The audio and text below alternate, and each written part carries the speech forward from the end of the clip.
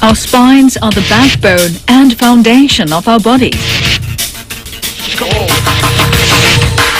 Made up of 33 bones called vertebrae, the spine protects our nerves, supports the torso and dictates our movements. Given the daily burden, the spine gets a lot of wear and tear. Back pain is certainly very common.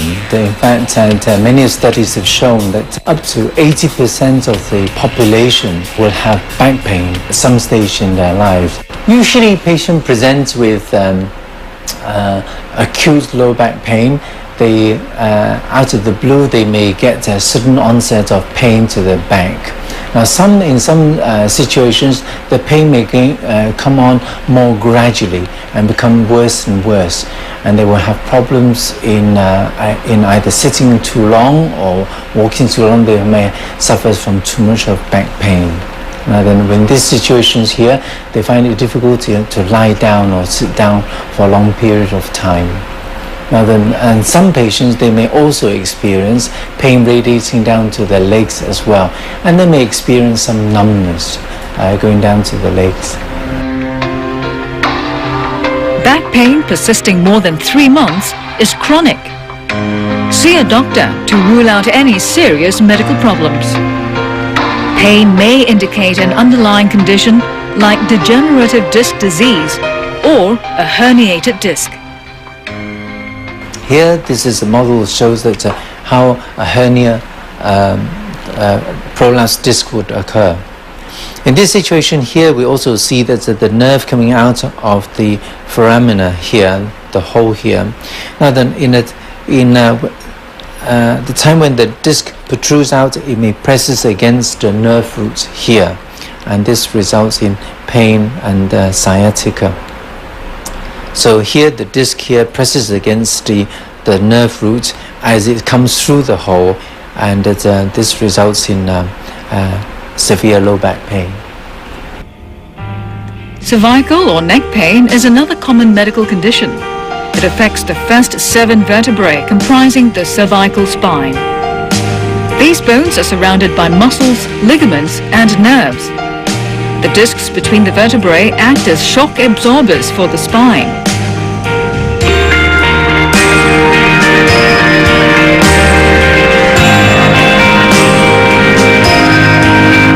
Neck pain is often due to a muscle strain or other soft tissue sprain of the neck structures. These injuries can result from a car accident or from straining the neck, such as carrying heavy loads. Cervical spondylosis is another cause of neck pain.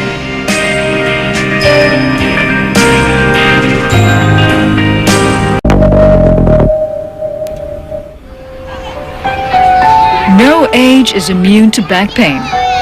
About 12% to 26% of children and adolescents suffer from it.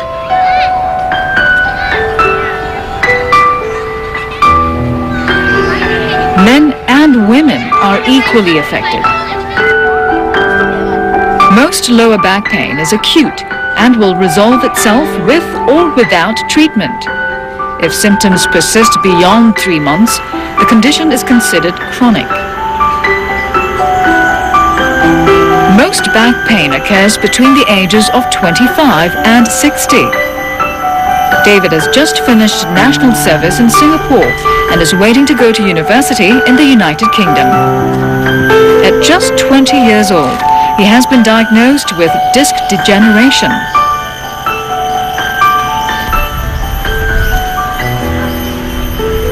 Actually, I've had issues with my legs since I was a kid, and it's always been a bit hard for me to walk for prolonged periods. But I just, never expected it. I mean, nobody diagnosed it, nobody suspected. Just, one day kind of realized that, hey, there's something wrong. I've had it apparently for 5 years, but before a couple of years ago, I didn't even know that I had it. So basically, one day I just couldn't stand up, and I realized that the condition was getting worse, and I was officially diagnosed with disc degeneration. Well, it's not that bad yet, but I expect it to be much worse when I get older, because I mean, even now, it's not exactly easy for me to take a long walk or even jog down anywhere. So physiotherapy has helped, but it's not the most comfortable thing to have in the world. So I kind of miss the days where I could do anything and not really worry about what it's doing to my back. What seems to be bothering you?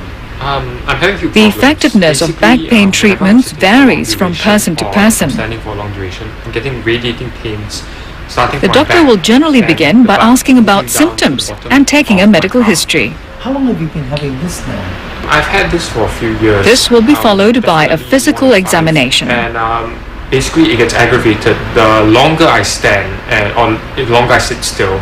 When we see these patients, it's important to examine them to see the location of the pain and whether there's any muscle spasms in the area and how much flexibility there is in the joint. So we ask them to bend forward and bend backwards and so on. Now then we also want to examine them neurologically to see whether there's any nerve compromise. And so after examination, we usually would want some radiological investigations.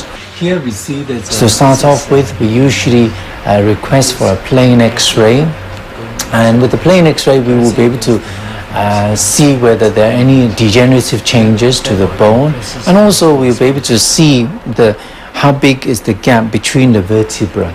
Now then with this, then we'll be able to give some idea as to whether the disc has prolapse or not. But in a lot of the situations, we may not be able to, because the plain X-ray would only show the bone structure. So sometimes, if the condition is severe, then we may well need to do a more detailed investigation like an MRI. An MRI will be able to see the soft tissues, including the disc and the nerve. And with this, we will be able to assess to the severity of the prolapse to the disc.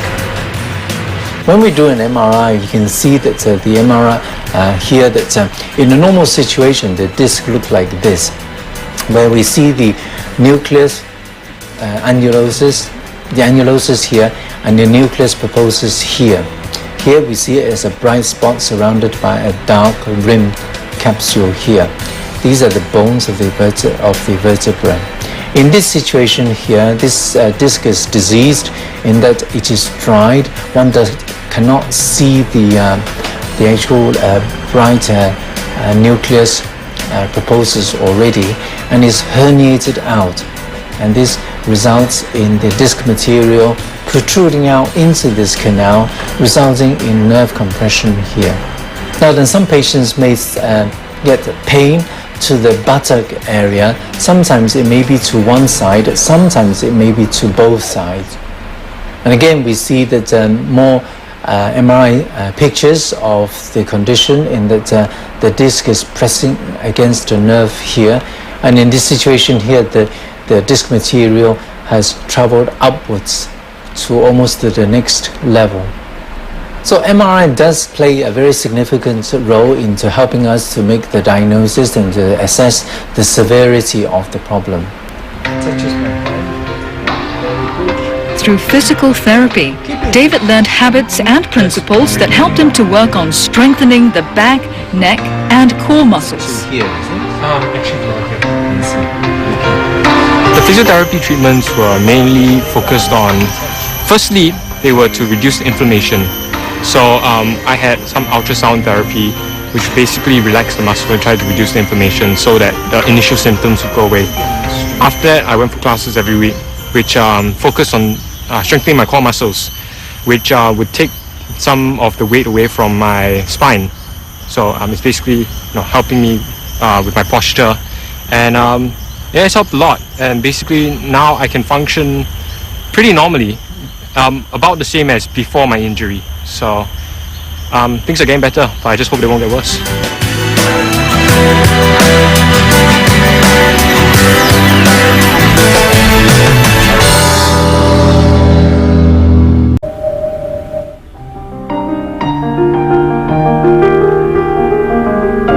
Yoga has consistently been used to cure and prevent joint pain by enhancing strength and flexibility. Stretch stress can lead to muscle tension and back problems. Back pain can also come as a result of tight hamstrings and weak abdominal muscles. Adopting a therapeutic regime like yoga can help ease the pain, but if done wrongly, it can worsen the injury to the joints. I think yoga certainly would help in that yoga essentially helps to maintain the flexibility of the joints, and that will maintain the range of motion of the neck. So these are some of the exercises the patients can do in order to strengthen the neck muscles. Now, by pushing the head against resistance, either in a forward motion or a backward motion or side-to-side motion. This, by building up strong muscles around the neck, that will reduce the force going through the spine and hence reduce the likelihood of spondylosis. Symptoms persist, then one may need to remove the mechanical component by doing an operation.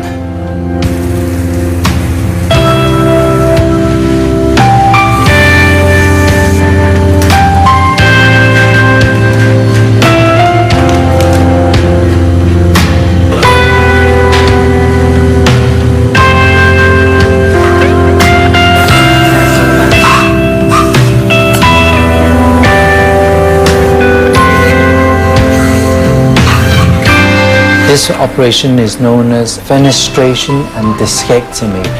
Fenestration means making a small window through the back, and then once we're there, we then remove the part of the disc that is pressing against the nerve root.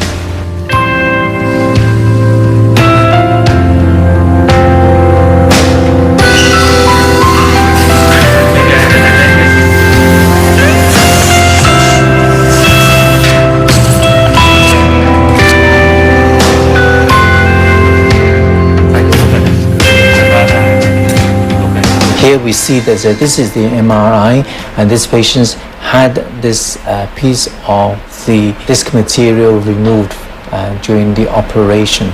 Now then, this operation usually would take about 2 hours to perform, and that the patient more or less can walk the next day, but usually most patients will stay maybe an extra day before they are being discharged from the hospital.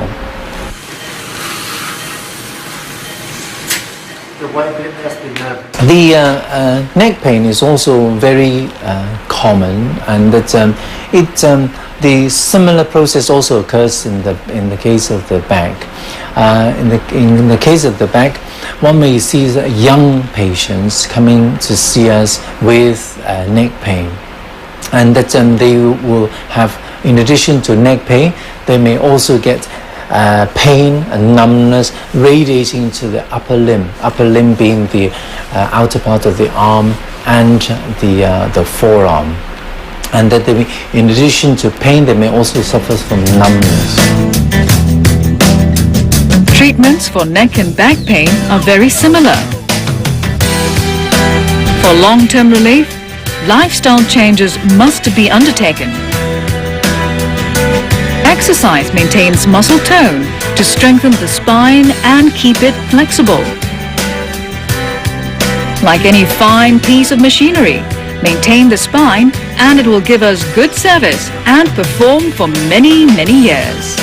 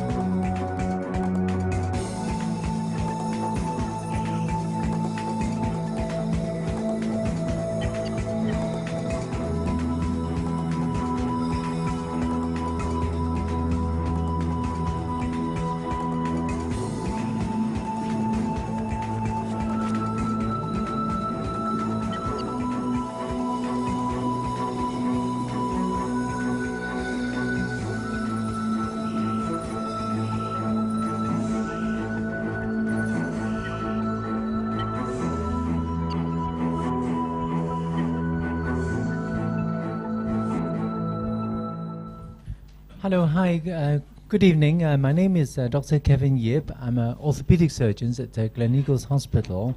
Thank you for joining us this evening. We want to share with you our experience and to describe the cases that we often encountered in our clinical practice. So I hope that this will help you to know what are the treatments available in modern days orthopedic practice. 所以多谢大家抽空来参加我们的讲座。所以今天我们会看最常见的骨科问题，然后当中可以提供你们一些资讯，有什么治疗的方法来对付这些最常见的骨科问题。Now then we'll talk about the spine, and then we'll then move on to talk about the upper limb, followed by the lower limbs. Now then, as for the spine, we'll talk about the neck, followed by the lower lumbar spine. The neck, certainly is a very common problems that we frequently see. 所以我们首先会先看我们一个会影响我们脊椎的一个问题，然后再去看局部的一些问题。然后脊椎会影响我们的地方就是颈部疼痛和背部疼痛，而颈部疼痛其实是一个非常常见的一个问题。Now then, with neck pain, patients not only do they complain of neck ache, but also many of people would also complain of numbness and tingling that may radiate down to the back of the arms and forearm as well. 所以很多时候，当有颈部疼痛的病人，有时候会跟医生说，他不单单只有颈部疼痛，有很多时候他们的疼痛或麻痹其实会辐射到他们的手臂那里。Now then, when we investigate these problems, one of the sort of common gold standard investigations that we often do is to do an MRI. And with the MRI, it would help us to locate what the problem is and where the problem is. 所以我们最详细的一个扫描的话，其实就是做一个磁力共振，去找出到底问题出现在哪里。如果当我们做这个扫描的时候，就其实跟医生说问题的所在地在哪里。Now, most of the times, the problem is usually is just the cervical disc that is causing the problem, in that it protrudes or herniates out, resulting in compression to the nerve root. 所以很多时候，其实当我们做一个磁力共振扫描的时候，从这个图片看得到，其实是我们的颈部的盘突出压到了神经线，所以就导致发炎，所以才会疼痛或麻痹。Now, in order to understand how this occurs, we need to look at the anatomy of the spine. Now, the spine is made up of many segments of the vertebra, and it is separated by a cervical disc. 所以很多时候，我们要来处理这些问题的时候，我们先看一下我们的脊椎的一个构造。所以其实我们脊椎是很多关节其实连接成的，所以它是关节之中有一些软组织来保护住我们的关节。Now then, each of the disc has two components. It has a capsule, which is made up of fibrous materials, and in the center there is a jelly-like material, here in the center here, and that this acts as a cushion and reduces the force that's transmitted through our spine. 所以我们从图片看得到，其实我们的盘那里其实就是骨头做形成的，就是硬的物体，然后它的中间其实是一个软的物体来保护住我们的脊椎，然后这个就是让我们支撑我们的脊椎，然后是吸收我们的压力也是。Now then, with incorrect posture, or perhaps with some degeneration, the capsule may rupture with time, and this results in the leakage of this jelly-like material into the spinal canal here. And this results in impingement of the nerve that crosses this area here. 所以很多时候，当我们有不正确的坐姿势的时候，或者是退化性的时候，就会导致我们的盘破裂。当我们的盘破裂的会，就导致我们中央的一些软组织渗出来的时候，就会压迫到我们的神经，导致发炎，然后就会感觉到疼痛。Now, then, when herniation does occur, then this results in compression to the nerve roots, but at the same time, there's also an acute inflammation reaction occurring around that area, and this results in the nerve being very sensitive and very painful. and that a patient may also experience pain radiating down to the arm because these nerve roots here serve that area of the part of the body that normally innervates this area here. 所以很多时候，往往当我们的盘突出的时候，这样其实就会压迫到我们的神经线。可是不单单只压迫到神经线，其实还导致那个部位急促的发炎。发炎的时候，就会让我们那个部位就非常的敏感，所以导致我们的神经就感觉到非常敏感，就会感觉到非常的疼痛。然后很多时候就会辐射到我们其余的身体的部位，也感觉到就会感觉到疼痛或麻痹。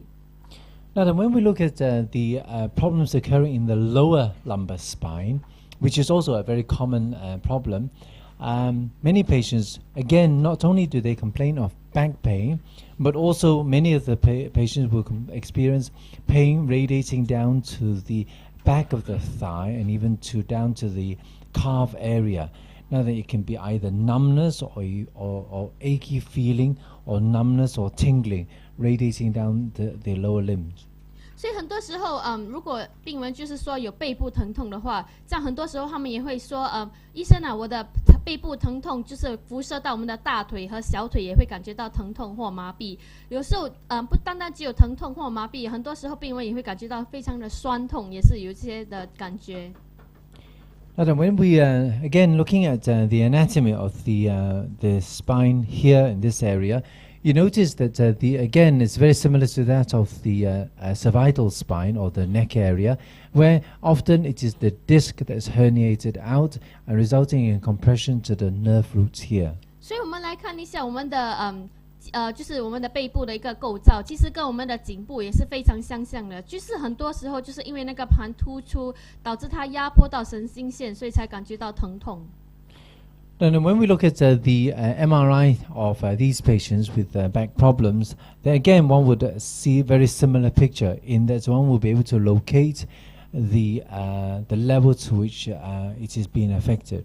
所以很多时候，当我们做一个磁力共振扫描的时候，就会跟我们的颈部也是非常的相像，就会正确的告诉医生到底是哪一个关节就是突出压迫到神经线，所以医生可以对症下药。Now then, the distribution of the pain down the legs is also important in that it will again help us to note which level is being affected. Take for instance, if the pain radiates to the outer part of the thigh, then the reason is because the disc at L45 is being affected. Whereas if the patient experiences pain at the back of the thigh, then more likely is the L5S1 has been affected. 所以很多时候，当病人跟医生说疼痛的部位的时候，其实就会跟医生就会有大概了解到底是哪一个部位受到影响。很多时候，如果你是有疼痛或麻痹辐射到你的大腿的侧面的话，这样影响的部位就是我们的 L4、L5 的部位。可是如果你的影响的部位是你大腿的后侧的话，这样其实影响的部位就是 L5S1 的部位。So here, this kind of symptoms, we describe this as sciatic pain, and this is because of a large nerve known as the sciatic nerve, which is the largest nerve in our body, comes out of the pelvis and travels down the back of our thigh. 所以这种辐射的一个疼痛就叫做坐骨神经痛。坐骨神经其实是我们大腿最大的神经线。Now then, in terms of treatments for this kind of acute back pain, well, I think that most people would settle down with anti-inflammation medicine, with resting, and with maybe a corset will help to support the back during the acute phase, and that sometimes physiotherapy would also help. 所以有一些保守的治疗来治疗我们的背部疼痛的问题，就是吃消炎药，很多病人就会感觉到有好转的现象，或者是戴个优裤，就是可以保护住我们的背部，或者是做一些物理治疗，其实就已经有很大的帮助。Now then, sometimes some patients may will continue to have the back pain, or that if the pain continues to persist, then one of quite a useful treatment therapy that one can give to the patient is called epidural injection. Now then, this involves in putting the medicine into the areas being affected, and that's what delivers the medicine more directly to the area that is inflamed. Now, this has the advantage in that the medicine doesn't go anywhere else, as compared with, let's say, for instance, oral medication, where perhaps only 5% of the medicine will get to the place that's needed. 所以很多时候，如果保守的治疗，像吃消炎药或做物理治疗没有帮助的话，一个非常有效的一个治疗方法，就是对于我们的背部疼痛，就是直接在我们的背部疼痛，就是背部那里直接打入消炎针，然后这个其实就是让我们100%的消炎的那个药直接进入我们的那个疼痛的部位基础的，就是让它消炎。可是因为很多时候，当我们吃消炎药的时候，其实只有5%才有输运到我们要它去的地方，所以它的比例来讲，5%跟100%其实是很大的分别。所以其实这个打针其实是非常有效的。Now, the advantage to this method is that it can be done in a clinic setting, and that the patient does not need to be hospitalized, and that and the patient isn't really much of the downtime to it. 所以这个的好处就是它这个打针可以在我们的诊所里做，所以病人其实不需要住院，然后打完针了，其实病人就可以马上下床，就是可以回去，所以不需要花太多的时间。Now then, despite of these treatments, a small portion of the patients may not respond to this also. Now then, in severe cases, then especially those with neurological deficits, in other words, patients with either persistent sciatic symptoms or that they may have weakness or persistent numbness, then some patients may require surgical intervention. 所以很多时候，就少数的病人，就是那些比较非常的案例的话，就是他们持续的感觉到坐骨神经那里，就是感觉到麻痹，或者是非常的疼痛，就是他们就算吃消炎药、打针，或者是直接在那个部位打针也没有效的话，这样可能他们就需要做一个非常小的手术。Now, the actual operations involved in removing the part of the disc, and it is only that part of the disc that is pressing against the nerve root.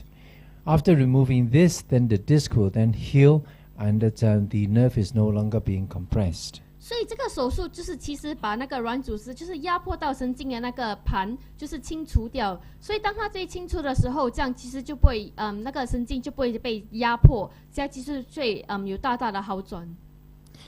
Now then, there are many patients often ask, "Oh, is this the dangerous operation?"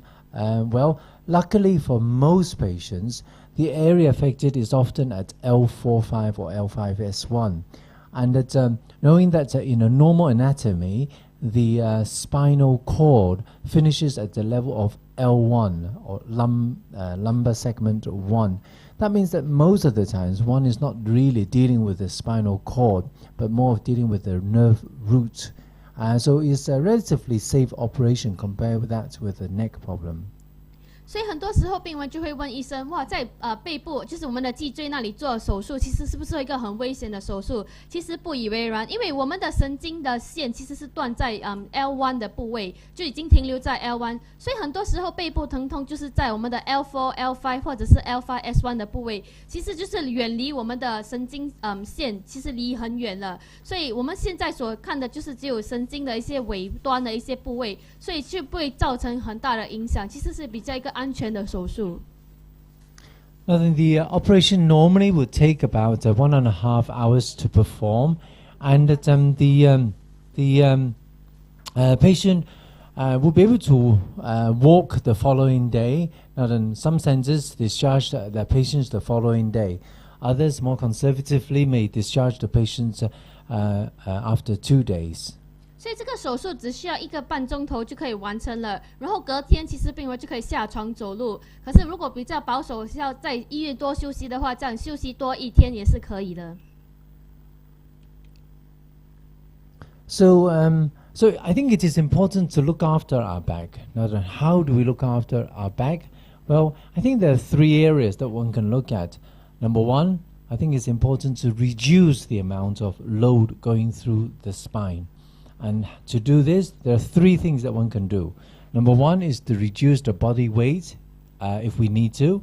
Number 2 would be that to avoid carrying heavy things if we need, if we can. And thirdly would be that if we do have to carry anything heavy, then we need to adopt a good posture such it doesn't strain the back. 所以其实我们从这里就看得到，其实保护我们的背部其实是非常重要的。所以怎么样去保护我们的背，有3大就是步骤可以帮助我们保护我们的背部。第一样就是减轻，就是在我们的脊椎的一个负担。然后这个怎样减轻负担，其实有3种。第一个就是减轻我们的体重，然后第二个就是避免提重的物件。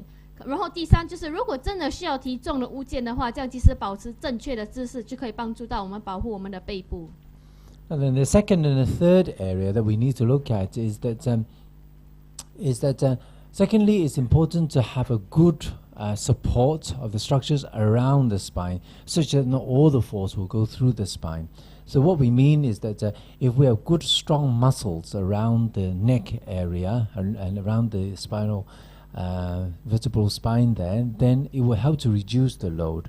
So exercise to the neck muscle certainly is important. And thirdly is that if we have a good range of movement of our spine, in other words, maintain the flexibility of our neck, then that would also help with spinal problem as well. 然后第二个就是保护我们背部和脊椎的一个问题的话，其实就是加强对它的支撑能力。所以怎样加强它的支撑能力，就是让我们在它的周围的肌肉结实一点。所以多做运动来做一些颈部的运动，或者是我们的背部的运动，其实就可以加强我们的腹部和我们背部的肌肉，然后就可以加强对我们的脊椎的一个支撑。然后第3个步骤就是让它加强它的灵活性。就是多做一点运动，像瑜伽啊这些，其实就可以帮助我们的背部，就是有很大的帮助。Now, with regard to adopting a good posture when we lift heavy things, I'm sure you've all been told that it is important to bend our hip and our knees when we lift heavy things, and that I think one way of ensuring this is to maintain our head facing forward rather than looking downwards, which naturally as a reflex we tend to look downwards, but actually that is not a good posture. It is important to look straight ahead and to bend our knees and the hips more. 所以如果我们来看一下一个正确的姿势的话，其实就是当我们要提重的物件的时候，就是要保持我们的就是眼睛就是往前看，因为当我们往前看的话，这样其实我们对我们的脊椎的一个压力的的形成其实就是比较平均。可是当我们往下看的话，其实就是有一个不平均，所以就导致我们的盘会突出，然后压迫到神经线。Nowadays, of course, much of our at work, most of the people actually spend a lot of time sitting down in front of the computer, or maybe many of the people may spend a lot of time studying, reading, and so on. But it is important that for the healthiness of our back is to move around. So in other words, after every 30 minutes, after 1 hour, it's good to stand up, walk around for about 5 minutes before we return back to our seats and continue with our work.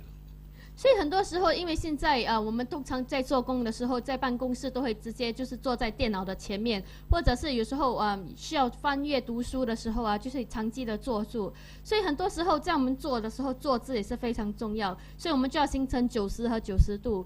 然后另外一个要注意的一点就是，当我们坐得太久的时候，可能有比较好的话，就是可以站起来先活动活动我们的筋骨，就是走一下5分钟，让我们的眼睛休息，让我们的就是我们的脊椎和我们的一个坐姿也可以休息一下，对。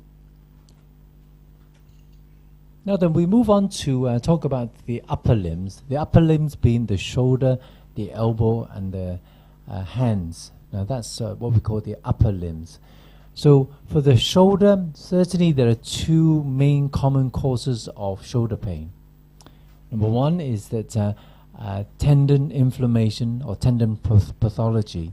That's the common problem. Second problem is the shoulder capsule. We first talk about the shoulder tendon, first of all. Now then, there is a tendon that runs underneath this piece of bone called the acromion, and is right immediately above the shoulder. Now this often moves and there's a scrape along the undersurface of this bone known as the acromion, resulting in inflammation or a partial tear to the tendon. 所以我们现在来看一些最常见的就是肩膀的一个疼痛的一个部位，然后我们才来看其余手部的一些问题。所以其实影响到我们肩膀的疼痛有分成2大种，第一种就是我们筋的一个问题，然后另外一种就是关节的一个问题。所以我们首先来看一下会导致我们筋发炎的一个问题。所以在我们的肩锁那里其实有一个骨头，就是常常跟我们的筋摩擦，所以当摩擦久的时候就会导致那里急促的发炎，然后如果我们不去处理的话，这样就会导致那里的筋部分撕裂，然后如果再不去处理的话就会完全的撕裂。So usually the condition progresses on from acute inflammation to moving on to partial tear and may deteriorate to a complete tear. So it's important that when patients do have shoulder pain, that they need to treat this at the early stage in order to prevent it from getting worse. And that, so most of the times during the acute inflammatory stage, it's important to arrest the problem. 所以很多时候当病人就是有这些肩膀疼痛的部位，就是感觉到非常疼痛的时候，最重要的时候先给他先消炎，所以我们会多多休息，因为在我们早期去处理这个问题的话，会比我们在延期到当它退化到完全撕裂会比较好处理。Because whilst during the early stages it's easier to treat with medication and sometimes with injection, whilst if there is a complete tear, then one may require to treat this surgically, which involves in stitching up the actual defect. 所以因为在我们早期就是当它还在发炎的一个情况下，我们给一些消炎药或直接在那里打消炎针的话，其实就会有很大的帮助。因为如果不去处理，导致它完全撕裂的话，这样可能我们需要开刀把那个撕裂的筋缝补好。Well, luckily that nowadays we're able to repair the most of these tears with keyhole surgery. And the keyhole surgery does involve in a very small wound, and much of the operation is actually done by looking at the television, and with this we're able to repair most of the tears. 所以幸好，如果是需要做手术的话，其实因为现在科技这么的发达，我们就是只需要开一个非常小的洞口，就是把显微镜放进去我们的肩部的一个那个地方，然后就可以直接在我们的显微镜那里直接把那个筋缝补好。Now then, the second most common cause of shoulder pain is called adhesive capsulitis, or otherwise commonly known as frozen shoulder. Now the frozen shoulder is a condition that affects the capsule. The capsule is what surrounds the two bones, and that is inside of this. In this condition, it becomes very much inflamed, and subsequently then there's increasing deposition of scar tissues inside, resulting in stiffness to the shoulder. 所以另外一个会影响到我们肩部疼痛的，就是我们的关节那里。所以这个就是当我们的肩膀的关节那里急促的发炎的时候，这样就开始首先病人去感觉到非常的疼痛，然后如果不去处理的话，这样其实那里就会造成很多的组织停留在那里，然后再不去治的话，就会感觉到非常的僵硬，然后手就不能举过我们的肩膀。So with these conditions, many of the patients are not able to rotate their shoulders or bring their hands up above their shoulders, or as you can see here, many of the patients may not be able to reach their back. 所以很多时候这个冻结肩就会大大的影响病人的活动范围，很多时候就是不能把手举过肩膀啊，或者是不能把他们的手就是靠他们的背部，就是活动范围大大的减少。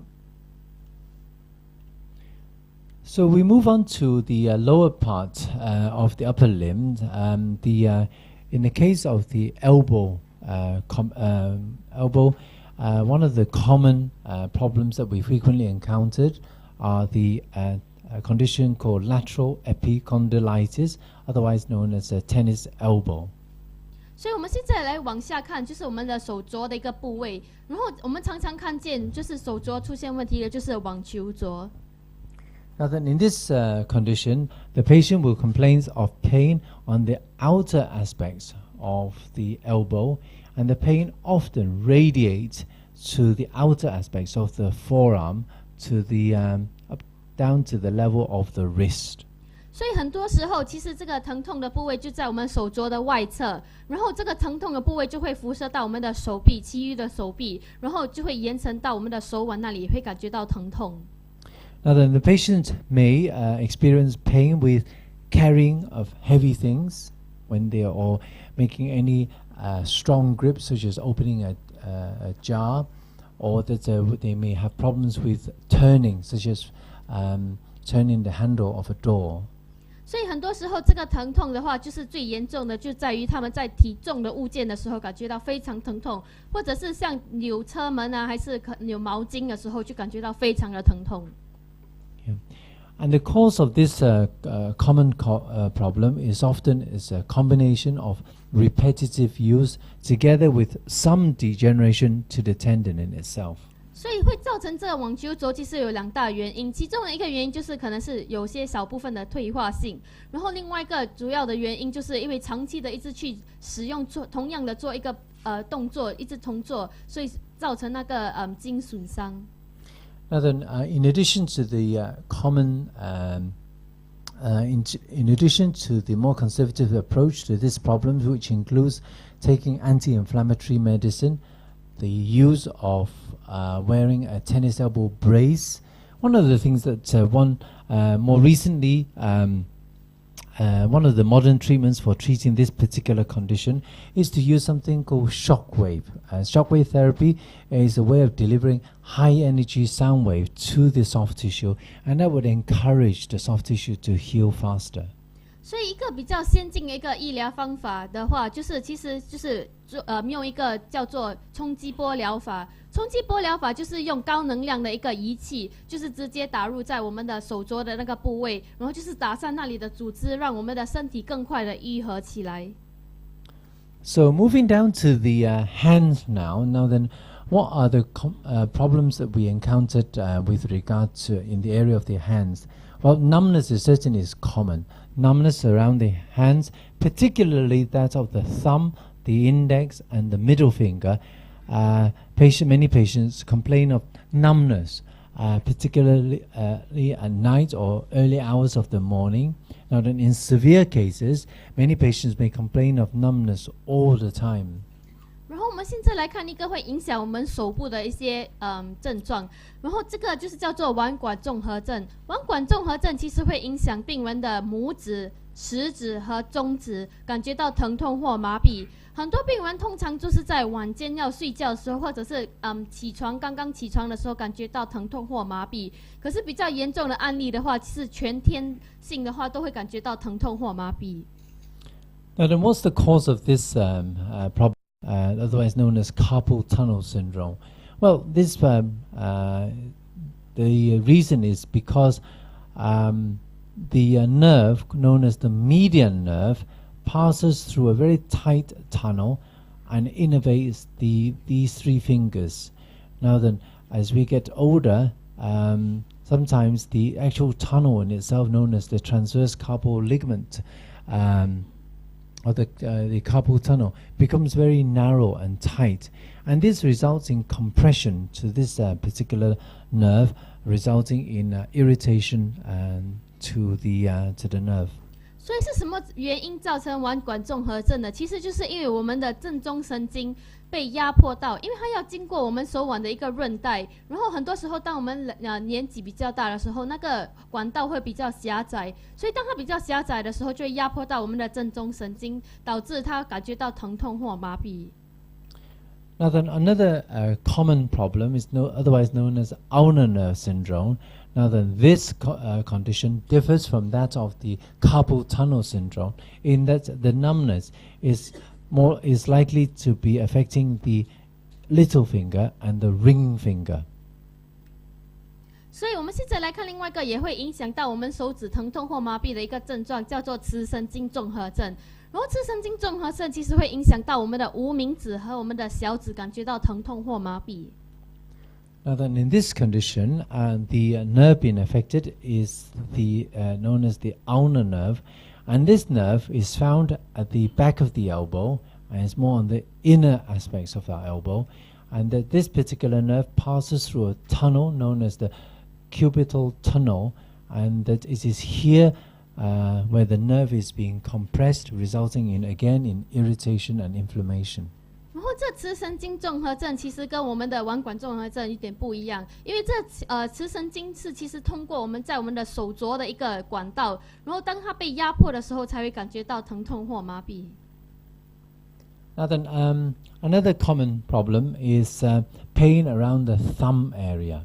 This condition has a rather long name. It's called Decavane's stenosing tenosynovitis, and it's in this condition, patients complains of pain at the back of the thumb, usually in the root area, quite close to the root of the thumb, quite close to the wrist, and that a patient will have a very localized tender spot with increasing pain on bending the thumb either backwards or forward. 所以另外一个会影响到我们的手指的就是狭甲性腱鞘炎。这狭甲性腱鞘炎会影响到我们的拇指，然后它的原因所在地就是它会在我们的拇指的尾端，就是在我们的手腕的部位，就是连接的那个部位，感觉到非常的疼痛，然后病人就很难就是弯曲他们的拇指，然后就感觉到非常的僵硬。Another common presentation is the patient presents with lumps around the wrist. Now then, this is also a common problem. It's known as a wrist ganglion, and that the lumps comes in various different sizes, and that they can be either the back of the wrist or the front of the wrist. 然后另外一个非常常见的话，就是在我们的手腕的部位感觉到有一些肿块，然后这些肿块其实是没有就是良性的，然后如果它是非常小的话，这样其实就不用去处理它。然后可是如果它长得太大的话，然后会感觉到痛，然后会影响到我们的手腕的一些动作的话，这样可能就需要一个小手术把它清除掉。Now, in the case of the fingers, trigger finger is also quite common. What is trigger finger? Well, this particular condition is because of acute inflammation of the tendon sheath that surrounds the tendon. Now then, in these conditions, the patient will have problems in either closing the fingers or opening the hands. 然后另外一个非常常见的一个问题就是扳机手，扳机手就会影响到病人，当他们要合起手，就是不能完全合起来，或者是要把手张开的话，手指就会卡在一个部位。然后这个就是因为我们的腱鞘发炎了，导致那个筋不能顺利的把手指张开或合起来。Now then, to treat this common problem, usually we will start off with giving an injection if the condition hasn't been around for for long. Now then, if the problem's been there for quite some time, then a small surgical procedure may be required, and this involves in making the tunnel to be larger to allow the tendon to slide more easily. 然后，如果这个只是一个初步的一个问题，就是就是关于这些管道的一些部位的话，这样其实打消炎针其实就是可以大大的帮助到病人。然后，可是如果是比较长久，就是已经有这个问题已经很久的一个的时候，这样可能就是需要做一个非常小的手术，就是直接把那个管道弄开。当它弄开，就不会压迫到那些神经或者是筋，这样其实就会就是完全解除掉这个问题。So we've finished discussing the various conditions that one may encounter in the upper limbs. We now move on to talk about the conditions affecting the lower limbs. The lower limb implying the hip, the knees, and the foot. And it's, by far, knee pain is a very common problem in Asia. And that this is much more common than that is seen in the Western countries such as Europe and Australia. And so we think that it's likely that there is a strong genetic component to it. 所以我们现在来看一个膝盖疼痛的一个问题。然后膝盖疼痛其实影响我们亚洲人比较多过西方人。然后这个很多时候，所以我们就觉得可能是一个遗传性的一个问题。Now we'll talk about the common causes of this condition, how we diagnose the condition, and the various treatments available for osteoarthritis. 所以我们现在来看那些会造成我们膝盖疼痛的一些问题，然后怎么去处理，然后去治疗它。Now then, by far, most of these conditions are because of degenerative causes. But however, in some cases, it is important to rule out that any other causes. And one of the common causes for this condition is known as gouty arthritis of the knee. This condition, the patient may have a very high uric acid in the blood, or had history of gout, and that in these conditions there is excessive amount of uric acid in the knee, resulting in recurrent acute inflammation of the knee joint. 所以很多时候，当我们有膝盖疼痛的问题的时候，大部分都是因为退化性的一个膝盖疼痛问题。可是医生也需要排除掉其他的原因，比如痛风。因为当我们的身体里面有太多尿酸的时候，这样就会影响到我们的关节，导致它急促的发炎。所以很多时候人家就以为他们的膝盖疼痛是因为退化性，可是我们也是要排除掉这个问题。So in these conditions, one will be able to diagnose this by doing a blood test to make sure that the uric acid is high. But by far the most common cause is because of degeneration. Now then, to understand this particular condition, we need to know the anatomy of this. In our knee, the joints are covered with this cartilage, and this is the kneecap. Now then, the cartilage can slowly with time gets worn away, resulting in ulcer formation, and together with development of osteophytes or bone spur, usually around the edges of the bone. In addition, there may also be release of debris and loose bodies that may float into the joints, resulting in formation of loose bodies inside the joints. 所以我们现在来看一个退化性的，就是一个膝盖疼痛问题。然后我们先来看一下我们的膝盖一个构造。所以当他们的膝盖就是骨跟骨中间其实被一个软骨保护住，然后因为跟着时间的就是退化性的时候就会被磨损，然后磨损的时候就会导致我们的骨周围形成骨刺，然后骨刺松开的时候就变成松懈物体跑进我们的膝盖的中央，这样就有时候会造成我们的膝盖，有时候我们弯曲的时候会听到咔咔的声音，这个就是它的原因所在。Now what are the causes of osteoarthritis? Well, if we look at the anatomy of the cartilage, and the cartilage coats the bones here, and if we look at a cross-section of our knee joint, you'll find that the cartilage is actually quite thin. It's only about 4 to 5 millimeters in thickness. And at the same time, the actual substance is not particularly hard as well. Now, despite of these, the cartilage often for many patients will be able to last for 60, 70 years. Now then, that is quite amazing compared with how often we have to change our shoes and our tires, you know, that maybe, and many of these are usually quite, only last for a year or two. 所以我们现在来看一下我们软骨的一个构造，然后其实它是一个非常薄的一个物体，然后它只有几毫米的深度，然后它而且也不是一个非常强的一个构造，所以我们为什么可以一个这么薄而且这么软的一个构造可以让我们维持60到70年？所以相比之下，像我们的鞋子啊，还是车轮，只可以让我们维持1年而已。But of course, we know that the cartilage is a living tissue. Living tissue being that is able to regenerate and continue to grow. Every year it will continue to grow.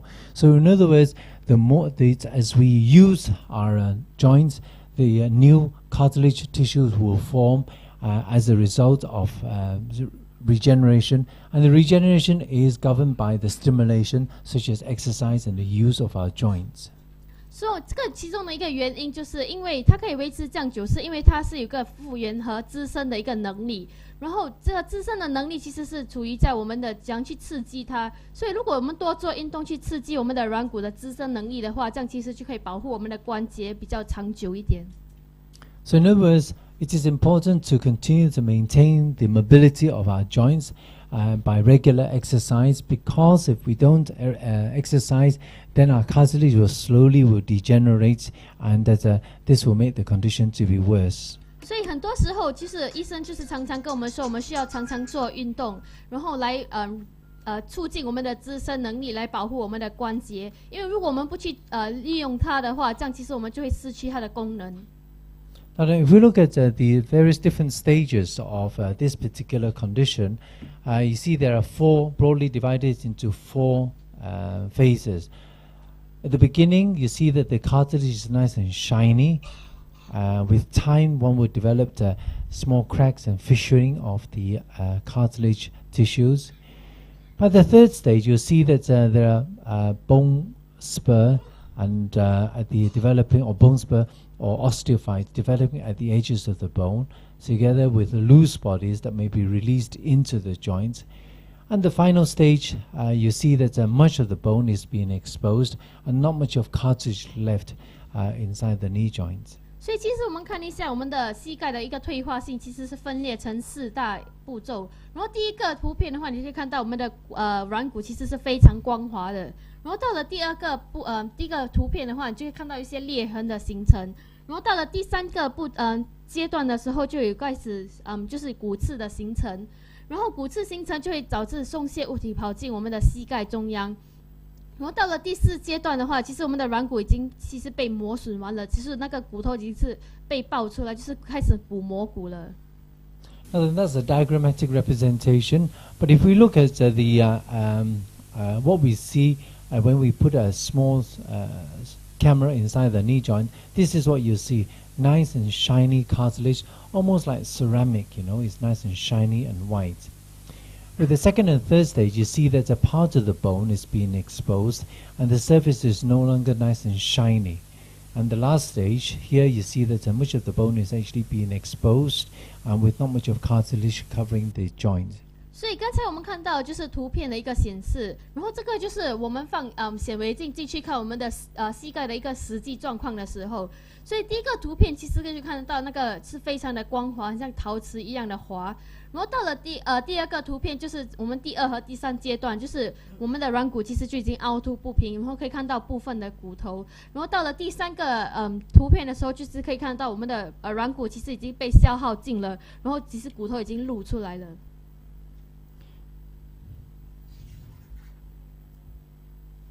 Now then, here on your left, you see that this is a normal knee, whereas on that of the right-hand side, you see that what the knee would look like when it's suffering from osteoarthritis. You see that the surface is no longer very smooth, and you see patches of the bone being exposed. 所以如果我们相比之下的话，其实你看第一个图片就是非常的光滑，然后第2个图片的话就是非常的凹凸不平，然后骨头其实已经露出来了。So how do we treat this condition? Well, prevention of course is always better than cure, as we always say.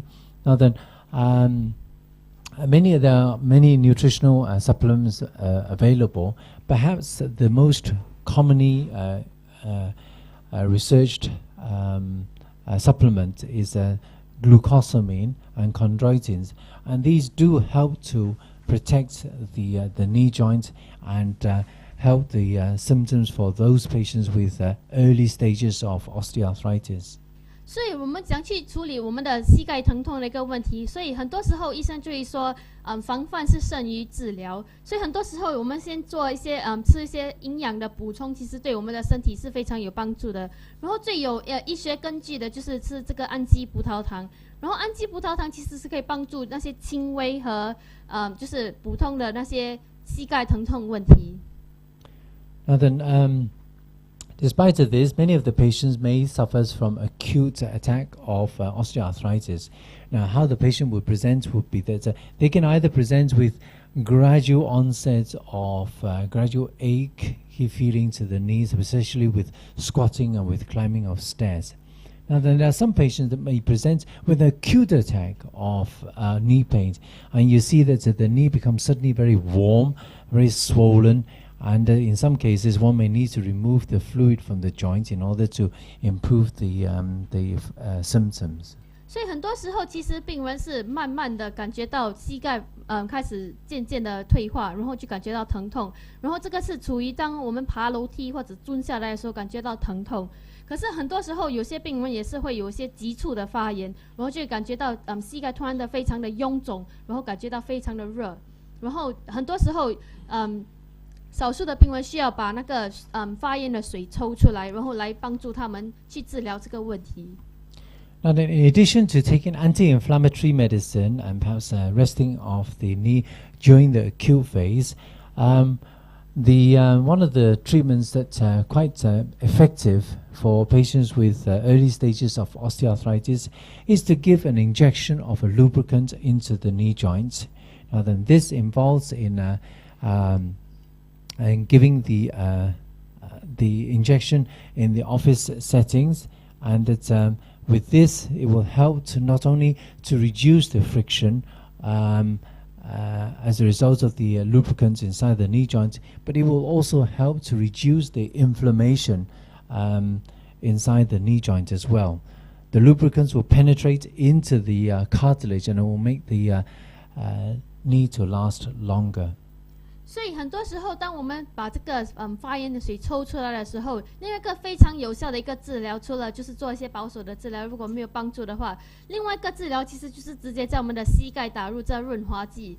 这润滑剂其实有2个功效，第一个功效就是在我们的膝盖保护，就是形成一个保护层，像我们的软骨一样。然后这个就是避免我们的膝盖继续的在摩擦。然后第2个功效就是因为它是直接打入我们的膝盖，然后它可以让我们的急促消炎，所以这个是有2大的作用。Now that this procedure is done in the office setting, we would clean the skin, and then after that, then a needle is then placed into the joint, and the lubricant is then injected into the joint. It is done in the office setting, and immediately after the injection, the patient is able to walk without too much of pain. 所以这个其实是一个非常小的一个步骤，一个治疗的步骤，所以其实是可以在我们的诊所里做。然后病人只需要打完这个润滑剂的话，其实就可以马上下来走路，然后就会感觉到那里就会感觉到非常的舒缓，就没有那么的疼痛。Now then, for patients with moderate osteoarthritis, then particularly those patients with a lot of loose bodies inside the knee joints, then it may be useful to proceed on to carry out a procedure known as an arthroscopic washout. Now what this does is that one would introduce the camera into the knee joint, and with this we will be able to drain all the inflammatory fluid out, and at the same time to remove the loose bodies inside the knee. 所以就是那些比较严重，就是打润滑剂就是没有什么大的帮助的话，其实做这个内窥镜清除其实是对他们很大的帮助，尤其是那些病人就是在他们的膝盖中央有很多松懈物体的时候，其实做这个内窥镜清除是非常有效的。因为当我们做这个内窥镜清除的时候，我们就会把那些发炎的水抽出来，然后也是顺便把那些松懈的物体全部一次过清除掉。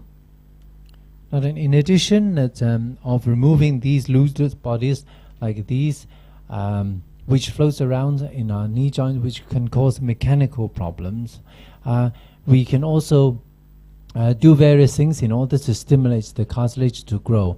Now, one of the things we can do is to make small channels such that the blood can flow to this area and to help to heal these ulcers. 所以很多时候除了把那个松懈的物体清除掉，然后另外一个做这个内窥镜清除，可以让医生直接在我们的软骨就是消耗的地方，直接促进它的滋生能力，然后就是让我们的软骨更快的滋生出来。Now then, for those patients with very bad osteoarthritis, so in other words, those patients with stage 4, where much of the cartilage is actually being exposed, and that with not much of the cartilage cover, then if one is looking for a permanent solution to this problem, then perhaps total knee replacement will be the treatment of choice.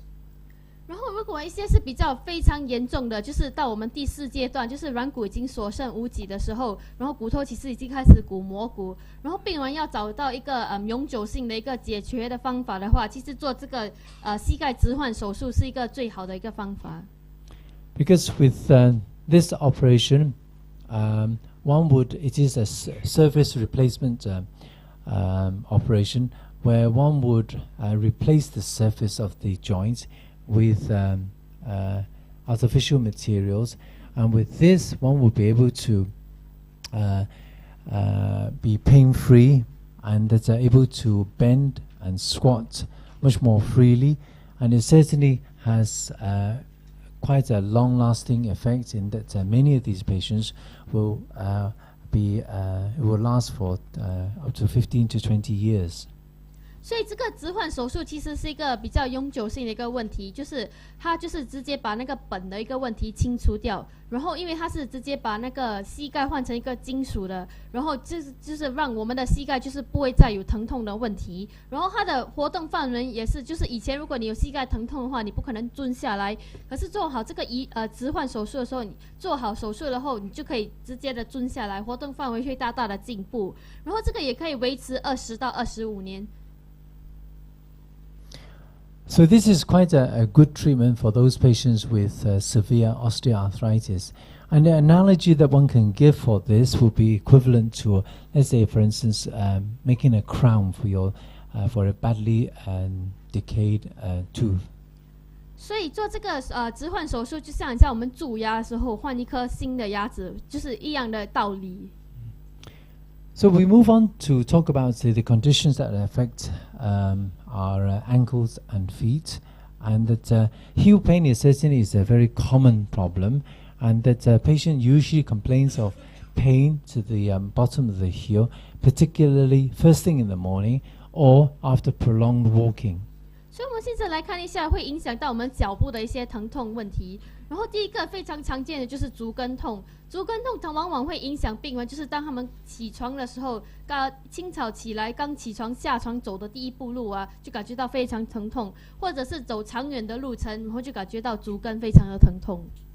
Now here at the junction between the plantar fascia and the heel bone, this is where the problem lies, in that it is very near to the nerve, and it is the here that is acutely inflamed. 所以我们足跟痛其实是一个筋影响到的，因为它是非常靠近我们的神经线，所以很多时候当它撕裂还是退化性的时候，就会感觉到非常的疼痛。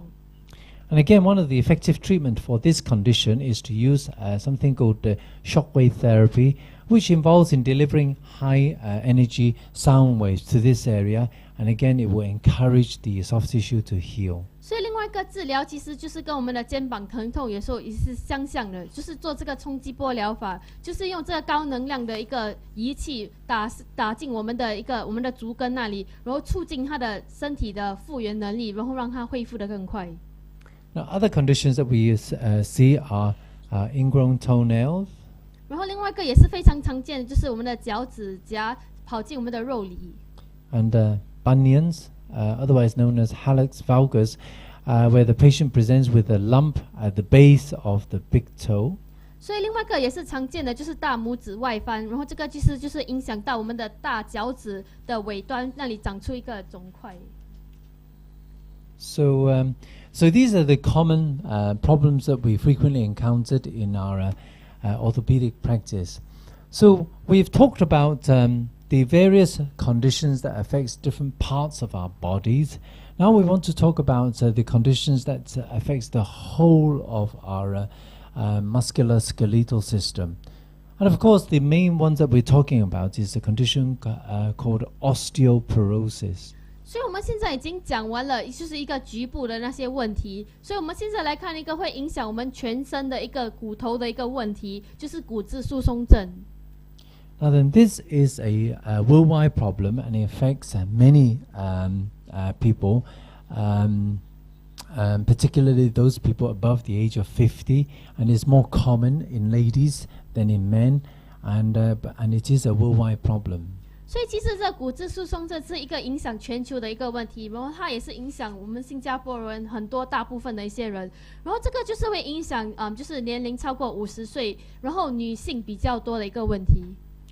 Now then, this is often described as a silent disease. Silent being that it is very similar to conditions like diabetes or high blood pressure, in that one will not have any symptoms at all until the complications developed. So in other words, one would not know that you have this condition unless you do special tests in order to look for it.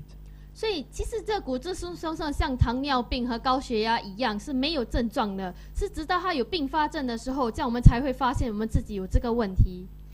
Now, the one way of detecting this particular this problem is to measure the density of our heel using an ultrasonometry, and this involves in putting a foot there in this machine, and one will be able to measure what the density of the bone is. 所以很重要的时候，就是我们应该长期做一些测试，来看我们的骨质的密度有多强。然后这个其实是一个非常简单的一个步骤，就是让我们放我们的脚踝进去我们的那个仪器，然后利用超声波来测量我们的骨质的密度。So you find that in your bag, you'll find that we're offering those people attending the public forum to have this to be done in our clinic at a cost of $10. And this involves in having it done in a clinic. It doesn't take long to do, and with this one will be able to know what the density of the bone is. And from here then we would know whether we need any further treatments or not.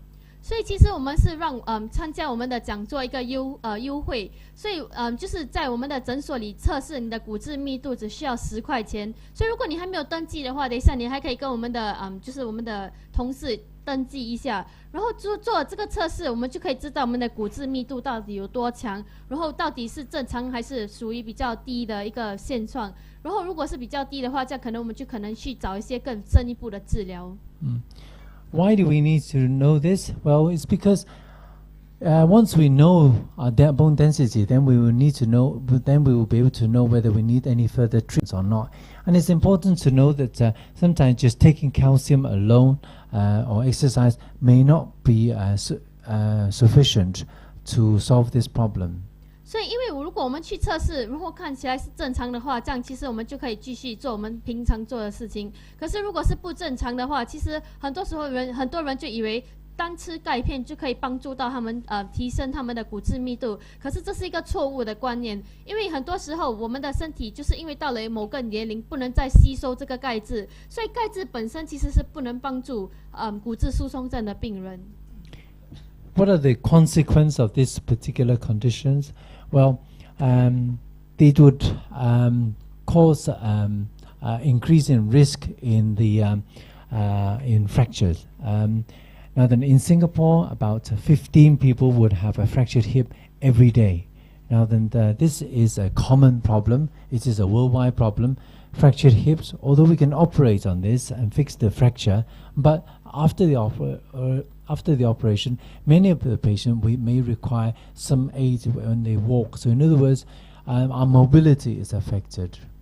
所以为什么我需要去注重这个骨质疏松症的一个问题，是因为很多时候它的并发症就是骨折，所以骨折的时候很多人就说开刀修补好就好了，可是这个是也是另外一个错误的观念，因为虽然骨折我们可以把它修好，可是它的复原能力就是它的康复期段就非常的长久。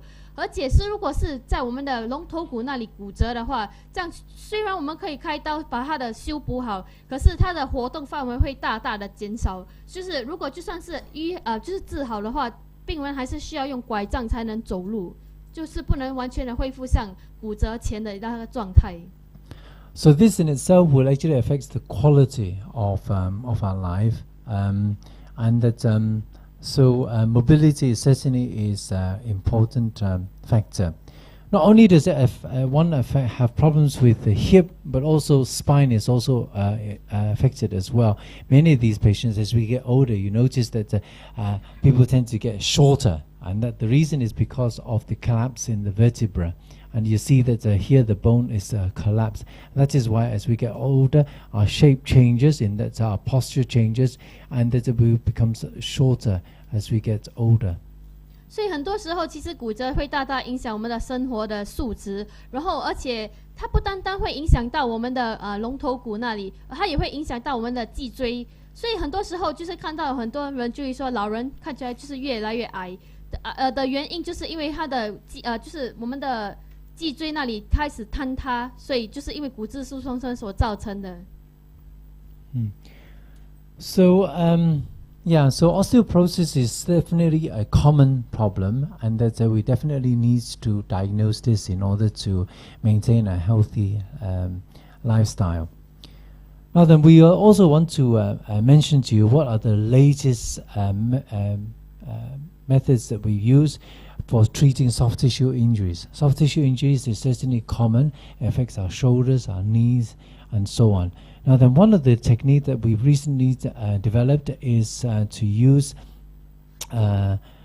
blood which is extracted from the patients, and with this we then remove the healing cells from the blood, and we then reintroduce it into the knee joints or any other joints in order to promote healing process. 所以我们在这里想提醒大家，其实骨质疏松症是非常重要的，所以去测试它也是一个非常重要的一个过程。然后到这里我们医生是想跟大家分享一些最新的科技，就是医疗的方法。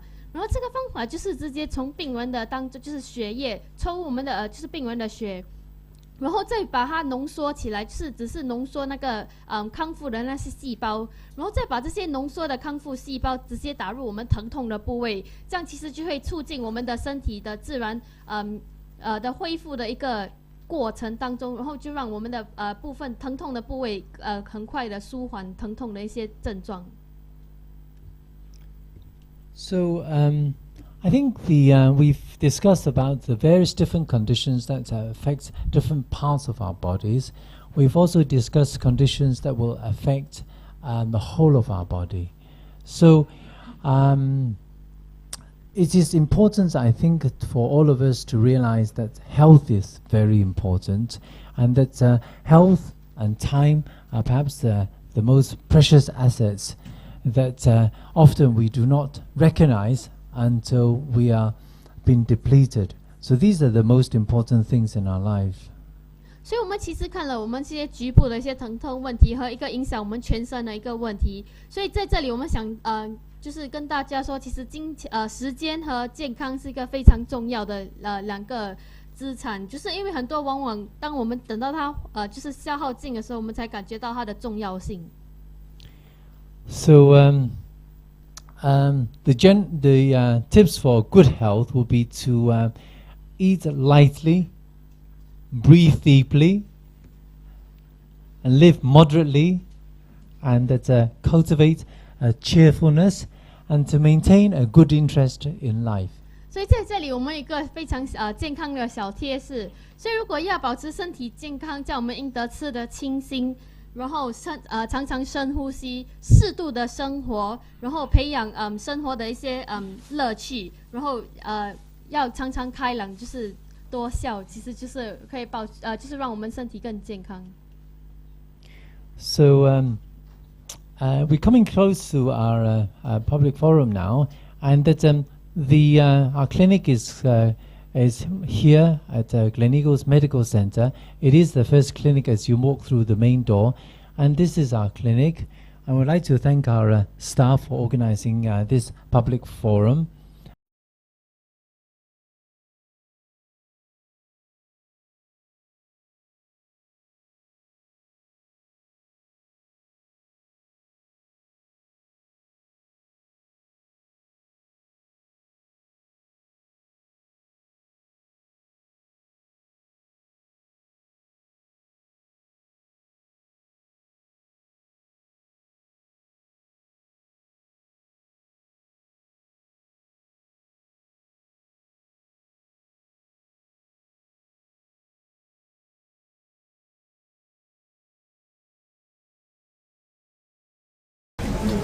Hello, hi. I hope you enjoyed the video, and I hope you find it useful to you. So we've talked about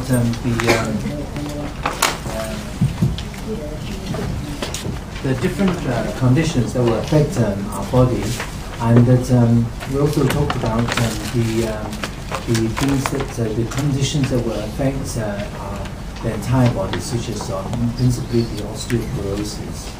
And we've also talked about the latest advances in treating many of the soft tissue conditions. The main thing, of course, is to prevent all these conditions. So prevention is always better than cure, as we always say. So that is why I think it's quite important for me to spend a bit of time about talking about prevention.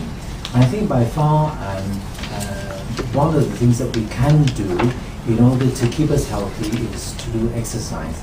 And I'm sure that you've been told many, many times that exercise is good for you.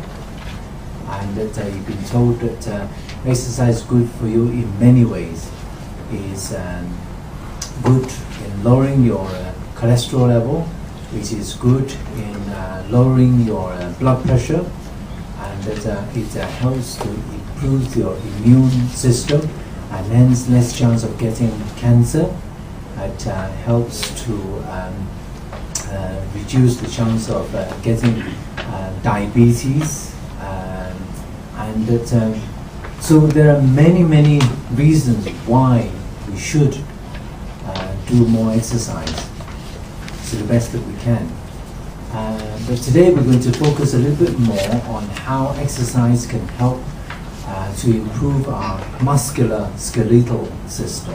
So in other words, how it helps to improve our joints and bones and muscles. So exercise is certainly very important. So I'll go through some of these slides here.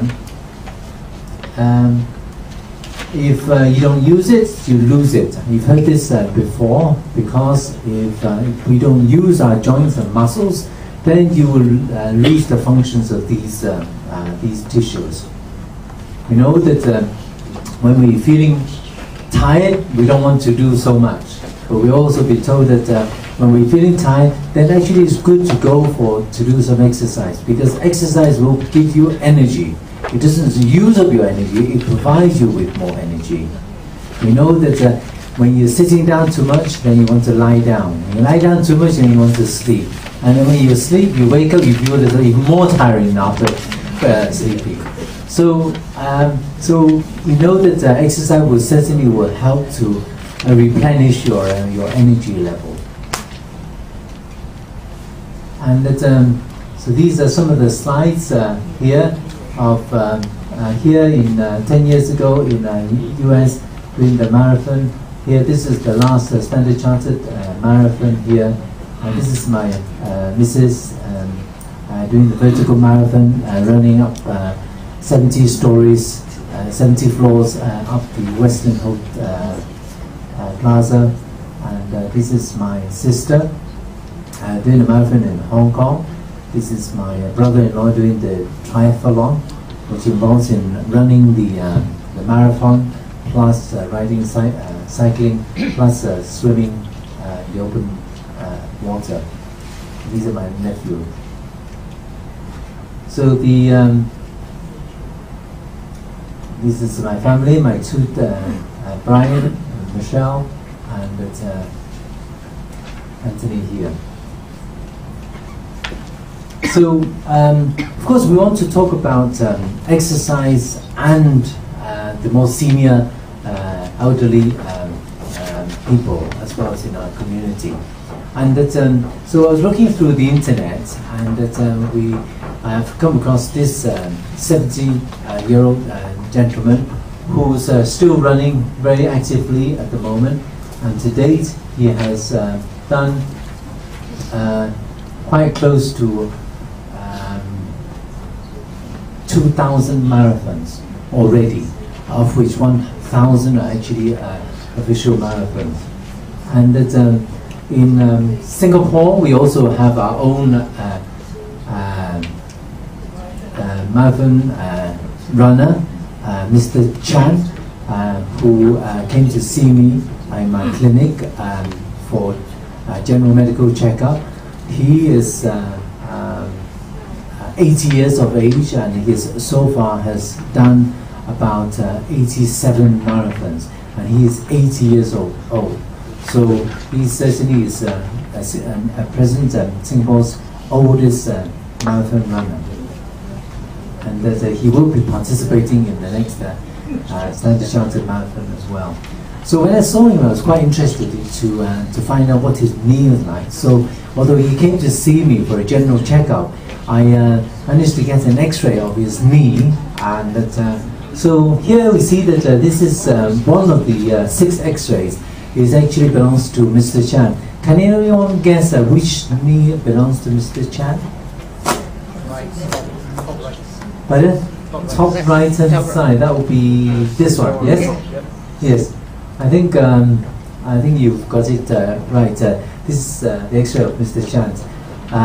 So you can see that despite someone of this age and doing so much running, the knees are actually much healthier than many of the people who don't do much of exercise, and that so it's not a simple relationship in that the more that you do, the more that you wear out.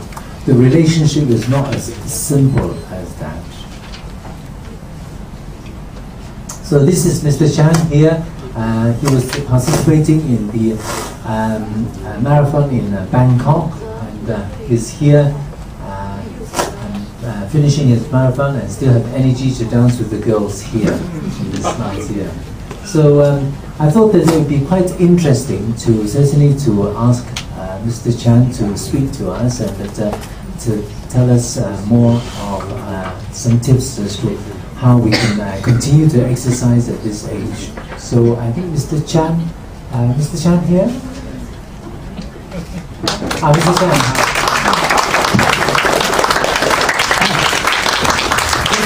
Mr. Chan, good evening, ladies and gentlemen. Okay. Doctor asked me some question. I don't know what question you're going to ask me. Well, we certainly be interesting to. We would be interested to know how you managed to sort of continue to exercise so actively at your age. So, what are the tips of continuing to do so much exercise at this age? Actually, if you want to ask myself, there's no secret at all. It's only a matter of continuing active yourself and keep your body active. Let me tell you, I'm here to share my own experience, how I can maintain my age up to today. I'm 80 years old now, and I'm still running a marathon. Today, I'm running altogether 86 marathons. During my you hear me? Yes.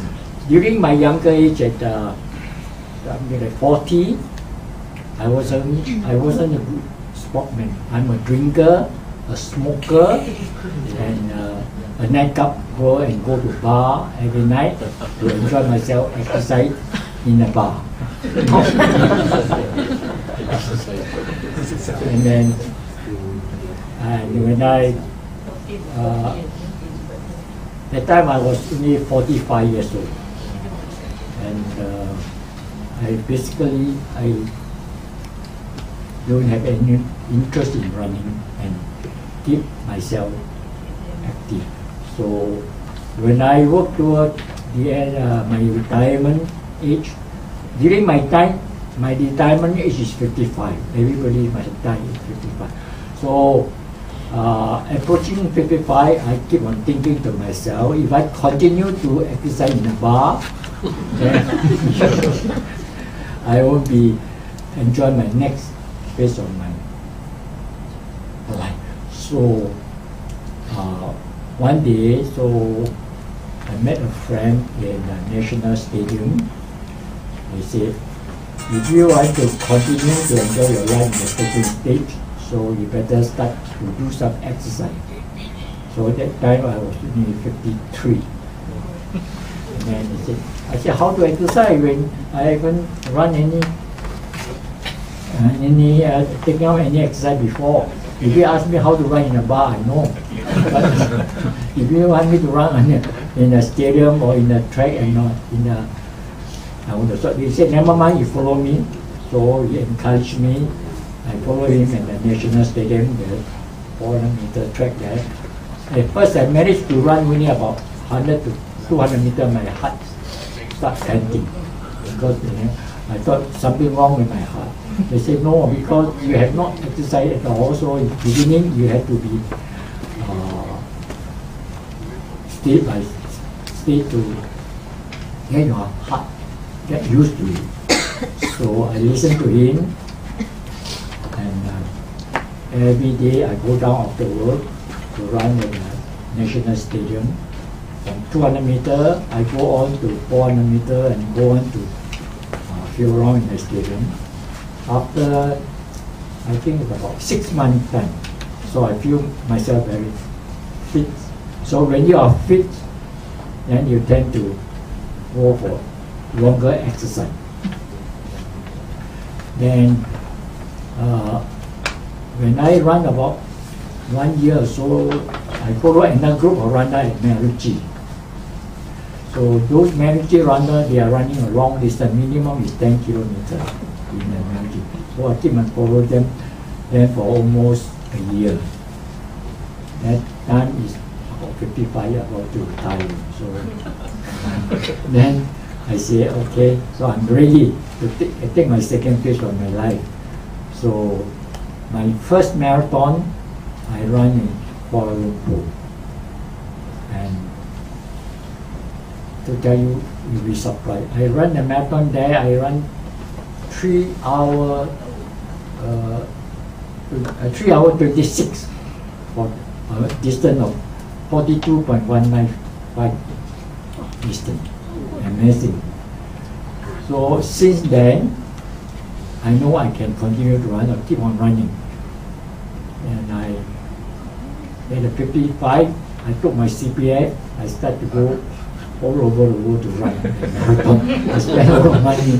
Instead of spending my money in a bar, I spending money in the world to run a marathon. I run China, Japan, everywhere. That time, I'm at 56 or 57. So this is my personal experience in keeping myself fit. So last year, that I'm about 79 years old, I ran the Standard Chartered Marathon in Singapore. So that time I won't be able to run 3 hours. I think I run 8 hours. 79 years old last year. So after this Standard Chartered Marathon, so I think to myself, I think I want to continue to run some more marathons. So I pick up Dr. Yip card at the stadium, the expo. So I went to see Dr. Yip to ask him to examine my bone density, see whether I can continue to run a few more marathons. So I visited his clinic. He measured my bone density, and he is not quite happy about that because lack of calcium. He said when a person gets old, the bone may not take calcium unless you take some medication. So he measured me, give me some medication, and tell me what to do. So I told him I'm going to run another marathon in Bangkok when I reach 80 years old, which this year, 24th January, is my 80 years old. So he advised me, okay, now you finish my medication, take my wife, so you can go. So this year, 24th January, I signed up for my marathon in Bangkok. That is 24th January this year, actually my 80 years old. I run in Bangkok there. This event attracts about 3,000 or so runner. But not all the 3,000 runner are my age. My age group is only about 30. Out of the 30, not everyone like 80 years old. Some of them 50 years old, 60 years old. So I'm the only one, the oldest.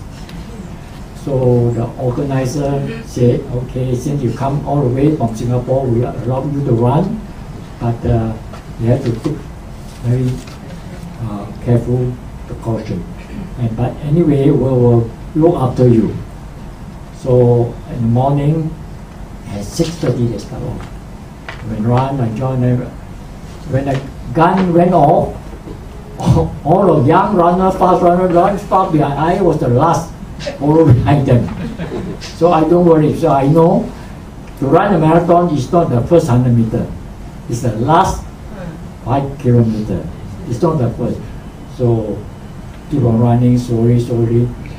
And I run, struggle until 32 kilometers, which is another 10 kilometers to go.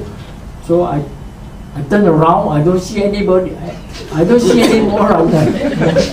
Most of them it's already perhaps finishing and go back home already. So I'm just thinking myself, so whether to continue or to stop. But I turned around, then I saw 2 vehicles behind me. I thought I'm blocking the car, so I'm running to the side. But actually, the 2 cars is not the car, it's 2 ambulance. 2 ambulance follow behind. I was wondering why the 2 ambulance follow me. Then I stopped for a while. Then I asked one of the drivers, I said, why you follow me? Why don't you go? I'm a slow runner. On the road, there's no more runner.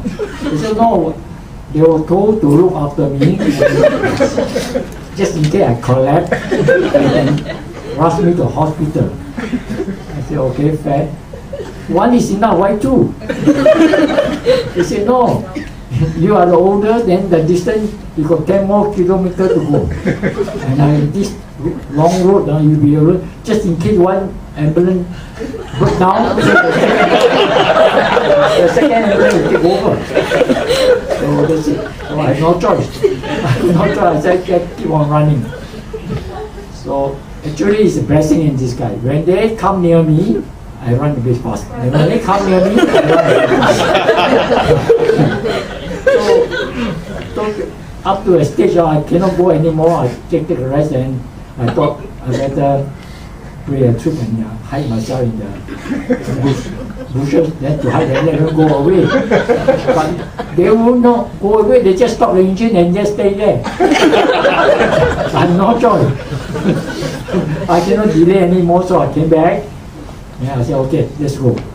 So I slowly run, they follow me, so they come near me, I run a bit faster, they come near me, I run a bit faster. Actually, it's good. They put pressure on me, I run faster, so I completed the course 7 hours, 19 minutes. When I run in Singapore, it's 8 hours, 25 minutes. December last year. So with this sort of pressure, that was me. But when in my mind, I thought when I finish, there will be nobody, everybody will be home already. And to my surprise, there will be a lot of people still waiting for me. The mayor of the province still wait there. They hold the medal waiting for me. And there's some of the cheers group is waiting for me, and they keep on chasing me to when I run past the finishing line. So I mentioned. So what happened when I crossed the finishing line? I joined the cheers group to dance. So one of the guys asked me, Uncle, Mister, you still can, after the marathon, you still can dance with us. Are you sure? So I keep on dancing with them. I keep on chasing. So this is the thing. So this is my personal accident. The reason why I want to share with you is to emphasize exercise is very important. If I don't exercise, I will be today, and I'm 80 years old, so I might landed at home to look after my grandchild. So with this a little experience to share with all of you. No, when I talk about exercise, not necessary for all of you to run a marathon. You can do cycling, play some light exercise, stationary bicycle, jog, tai chi, or any form of exercise. Not necessary to run. You can walk, or you can even dancing with your partner in a community center, but not dancing in a nightclub. If you dancing in a nightclub, you get injury. I think Dr. Yip may not be able to help you. If you dancing in a community center, you get injured. You can't come to see Dr. Yip. You are too happy to treat your injury. So this is a joke. So I hope everybody must know exercise is very important. And there's one saying goes, health is wealth. So if you have a good health, you got many friends around you, because you only give problem to some of them, they are too happy to join you, and you are free to go around with them. Okay, I'll pass back the mic to Dr. Yip to answer your question.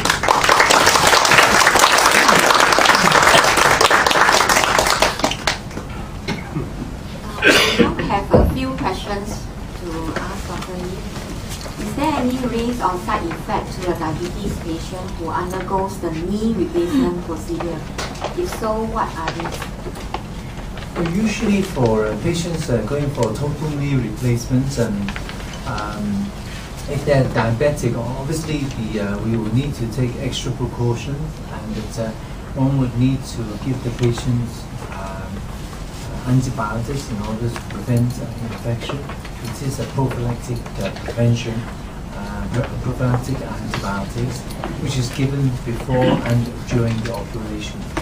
So healing is not a problem for total knee replacement, because as you know, that diabetes is very common, and there's many of the diabetic patients that are undergone operations and total knee replacement before, and they've done very well.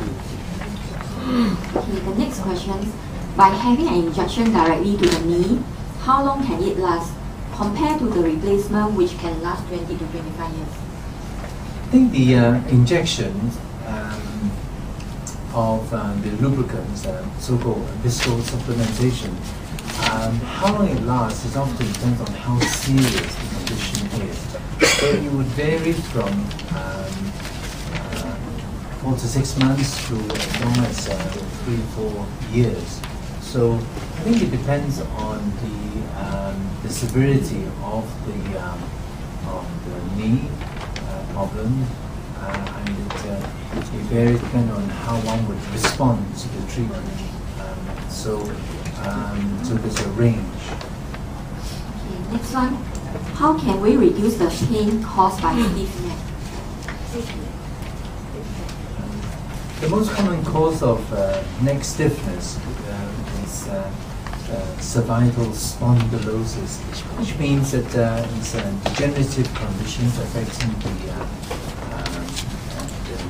the neck, and it usually involves the disc, which has gone a bit dry and it may have collapsed, and at the same time the joints between one vertebrae which articulates with that of the next vertebra in the regions of the neck, there will be some degenerative changes. So this is the most common cause of neck pain and neck stiffness. Exercise, of course, is definitely will be beneficial.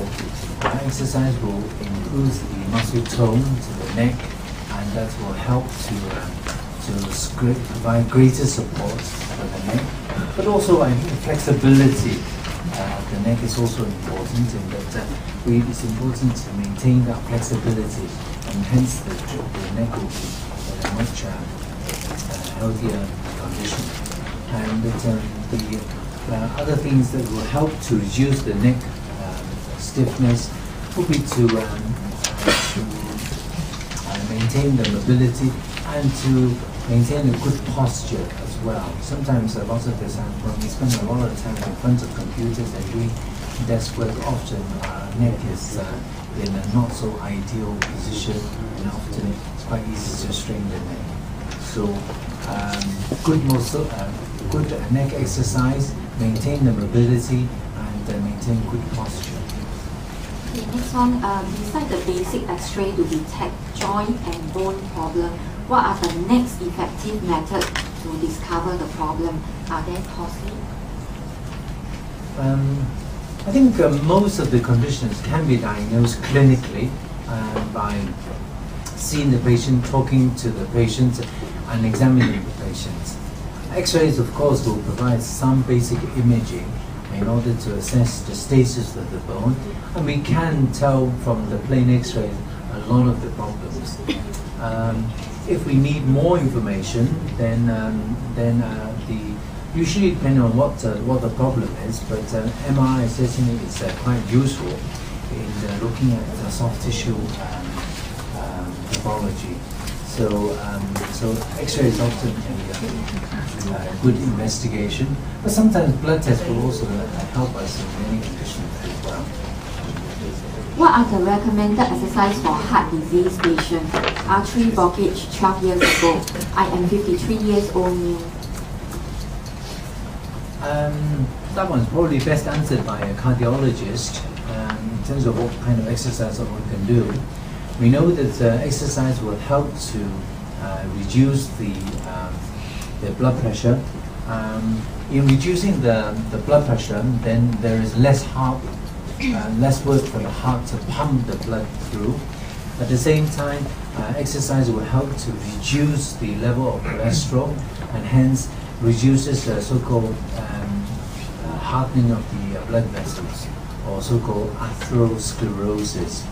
Now, once this is actually reduced, then the blood flow will be better and hence reduce the amount of work done by the heart, hence reduction in blood pressure. But how much can we do? What kind of exercise can we do? Well, as I said, it's probably best answered by a cardiologist, but on the whole, one needs to be able to streamline one's exercise according to one's ability.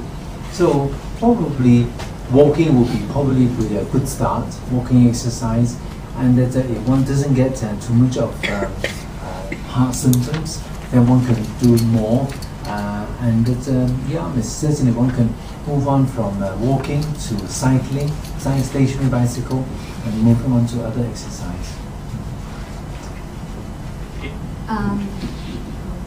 这个是关于背痛的问题，导致坐骨神经痛，有时行走后侧会痛，右侧也会痛，右侧的筋会痛。做物理治疗有帮助吗？ Basically, doing physiotherapy doesn't help for sleeping, that causing the back pain and also the side pain.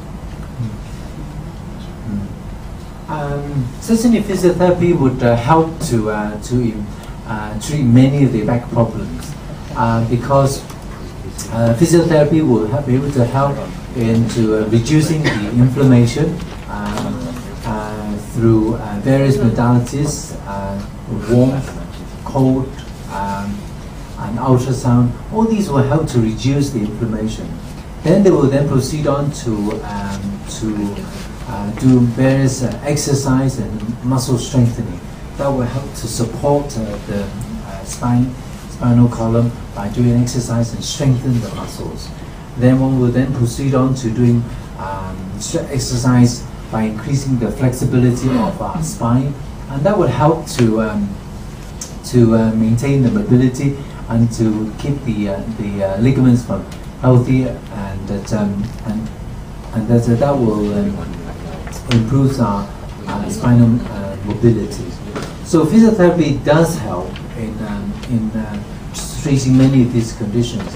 If a patient has a slip disc, then traction will certainly help to reduce the prolapse to some extent. by traction. If you have knee problem, can you climb stairs as a form of exercise? I think when patients have knee problems, climbing stairs, of course, is often much more difficult. When we talk about knee problems, of course, we need to know which part of the knee. Usually, we can divide the knees into two parts: those of the kneecap and the thigh bone, or that's of the leg bone and the thigh bone. So, patients with problems at between the kneecap and the thigh bone, so-called patellofemoral joint, then climbing stairs is often more painful. And the reason is because when we climb stairs, we need to be able to bend the knees to about 70 to 90 degrees. And this compared with walking. When we walk, we only bend our knee maybe 20, 30 degrees. So it's much more difficult to climb stairs when one has knee problems. But I think we mentioned earlier on that by doing more exercise, it certainly will help to encourage the cartilage to regenerate. And that therefore one should start with a simple exercise, just walking on a flat surface, and then try out with the stairs at a later stage. So I think one has to do it stage by stage. Okay, what exercise would you recommend for rehab of chronic knee pain? I think any exercise is better than no exercise, because a lot of the times it's very important that we do certain amount of exercise, and that walking certainly is good, and that one needs to find a suitable distance to walk, because if you have a lot of knee problems, obviously you cannot walk too far.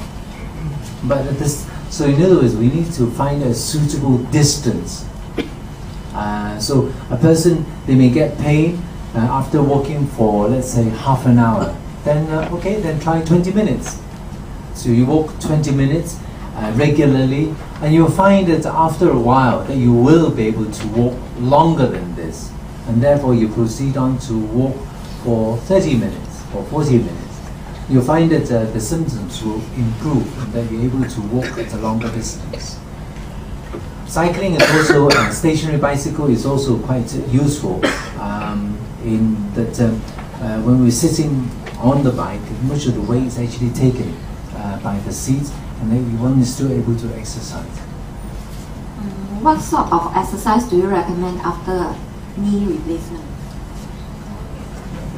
Knee replacement, the main thing really, there are only three areas. Number one is to reduce the inflammation, and that's usually done during the first 1 month after the total knee replacement.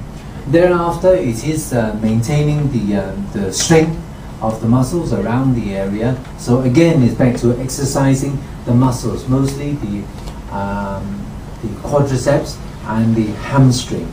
These are the two main muscle groups that needs to be maintained for any healthy knee, regardless of whether it's before a knee replacement or after knee replacement.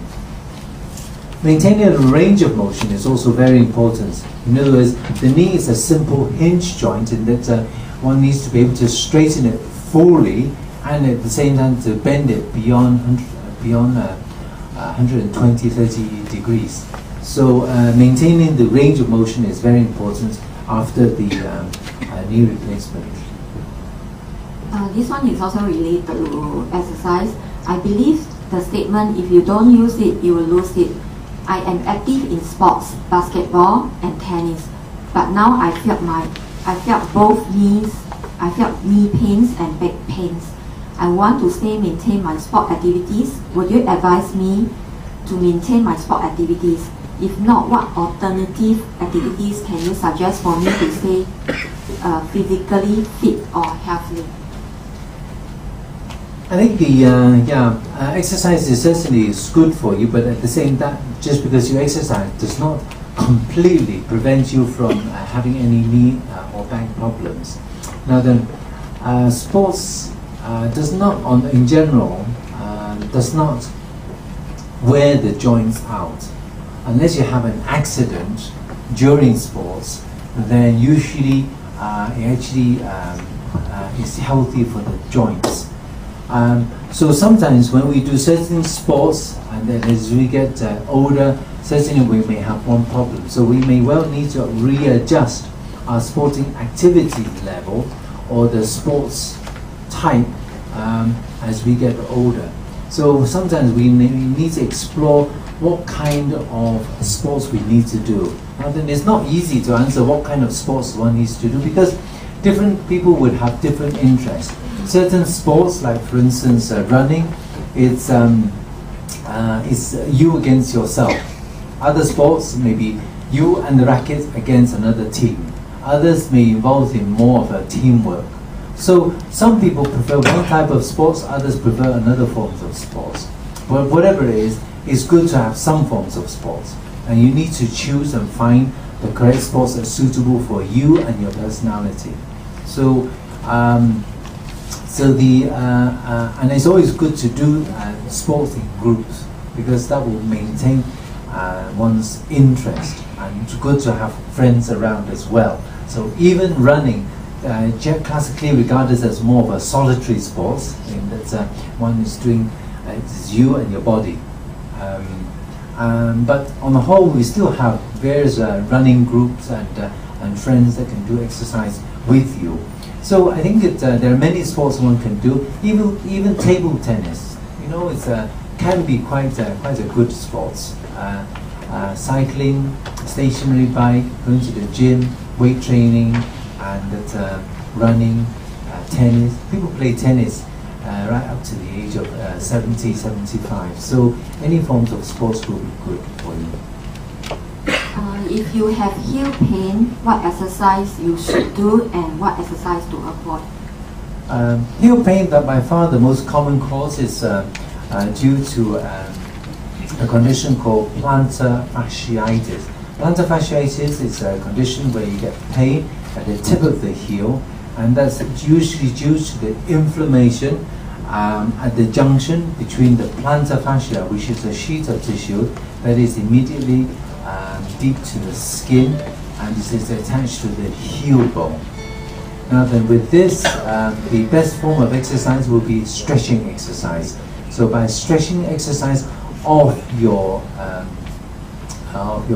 feet will help to reduce this condition.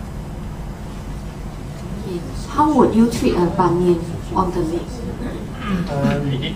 Bunion is, or otherwise known as hallux valgus, as mentioned earlier on in the video slides, is a condition where there is a lump at the bottom, at the side of the great toe, and that this is usually because the big toe is diverted outwards and resulting in a lump. And with this lump, we call this the bunion. And the bunion is cannot be treated conservatively in most cases. If it's very painful, it is possible to inject this to reduce the pain. Otherwise, it can be left alone if it's not severe. You can leave it alone. What are the indications for operations? Well, if cosmetically, if it's non-desirable, then possible. One can do that, to do operations in order to correct it. If it's very painful, then also one can, it's an indication for doing operations. Otherwise, it is possible to leave it alone. Unless it's very severe, in which case it may push the second toe, either go underneath the big toe or go above the big toe. So in these severe cases, then surgical correction is indicated. But most of the times, it's a non-reversible condition in that it tends to get worse and it doesn't seem to get better with time. What causes frozen shoulder? What causes sciatica pain? Okay, frozen shoulder is quite common. It's caused in people above the age of 30 onwards, and it's a condition where there is it affects the capsule of the shoulder, and that in these conditions the entire capsule becomes very much inflamed. So the patient initially complains of pain, followed by stage of stiffness. Stiffness in that the patient is not able to elevate the shoulder above the head, and that, so stiffness is the main symptom. What are the causes? Well, 75% of patients suffering from frozen shoulder, one would not be able to identify an obvious cause. So in other words, most of the times, we do not know what the cause of the frozen shoulder is. The other 25% of the patients, that one may be able to find some cause for it. Certainly it's more common amongst the diabetic patients, and that it's more common, it's associated with patients with gallbladder problems, heart problems, or recent surgery of the upper limbs, and that there may be some associated minor injuries or major injuries to the shoulder. So in short, there are some causes for frozen shoulder, but most of the times we are not able to identify the obvious cause.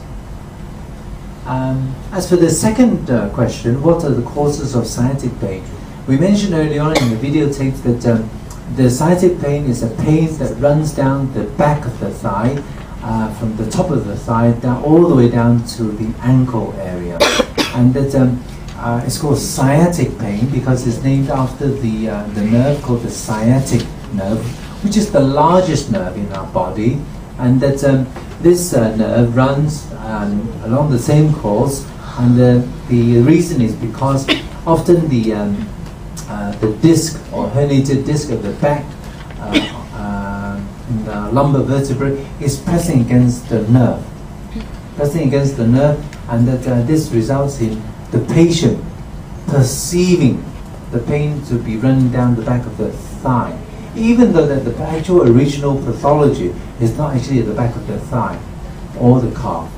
So we perceive the symptoms to be there, but it is the main problem is actually at the disc level in the lumbar spine. Now then, this so-called referred pain is quite common.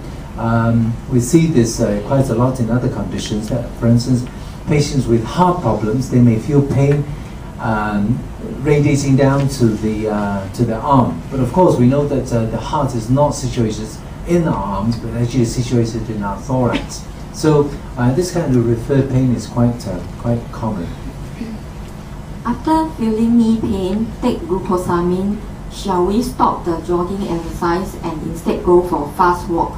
I am a diabetes since 2007, no medication at this moment. We use diet control and jogging to reduce the blood glucose. Most of my friends of this age stop jogging after having knee pain. Okay, so yeah, this is a 54-year-old gentleman who has knee pain, and that he's also a diabetic, and that is diet-controlled diabetes. So in other words, it's a relatively mild diabetes, diabetic, and that it can be controlled by exercise and diet. And that but if you have knee pain, what do we do? Again, I think it's going back to the same thing in that one needs to find a suitable level of exercise. I think it is inappropriate to say, oh, I have knee pain, therefore I shouldn't exercise. I think it's exploring one's ability and to be able to do other forms of exercise despite of the knee pain. So these includes maybe walking exercise. I think certainly will be good. So if you have knee pain and you don't walk, then you actually end up with more problems. So one would not be able to walk too long. So it's important that a little bit of pain is okay. In fact, it may help to help with many conditions. So a little bit of pain is okay, but too much of pain is no good. So in other words, one has to gauge and listen to the signals and the symptoms from our body. And in many, and there's a lot of the times, a little bit of pain is okay, but not too much. So you find that many people, when they run marathon, they run short distance, they will be short of breath. They will have pain during the run and after the run. Mr. Chan, do you get pain when you do marathon, or are you Do you get any symptoms at all when you run marathon? Certainly, after the marathon, basically you need to take a few days for recovery. Do you get any pain? Certainly all over. You are moving all over. The marathon, the distance is 49 km. No joke. It's 7 hours. So after a run, normally go home. After taking a rest, lie flat until morning.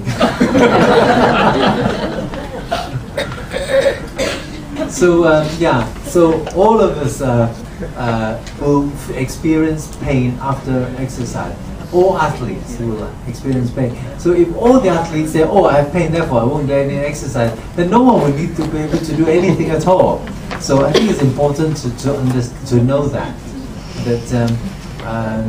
all of us will have some symptoms when we exercise. The last question. Whenever I wake up from bed, I have intense heel pain. After limping a while, the pain goes away. What is the cause? Is it serious? What is the cure? Well, this is a very classical presentation of the condition called plantar fasciitis. And the reason why one gets the pain first thing in the morning is because when we are asleep, our foot we don't usually sleep with our ankles like this. We tend to sleep like this. Yeah, and it's natural to sleep like this. Now, in this position, the plantar fascia is in a relaxed state, and therefore it gradually shrinks and contracts over the during the course of the night. And the first thing in the morning when we stand up, we stand at 90 degrees. When we stand up, our ankle has to be at 90 degrees. So at 90 degrees, we stretch the plantar fascia, and that is why when we step onto the floor, it becomes very painful. Now, in the early stage of the disease, it's usually painful for about 10-15 minutes. After a while, then things tend to improve. So this is a classical presentation of the condition of plantar fasciitis. So I think it's important to stretch the plantar fascia, and that in order to maintain its flexibility and mobility.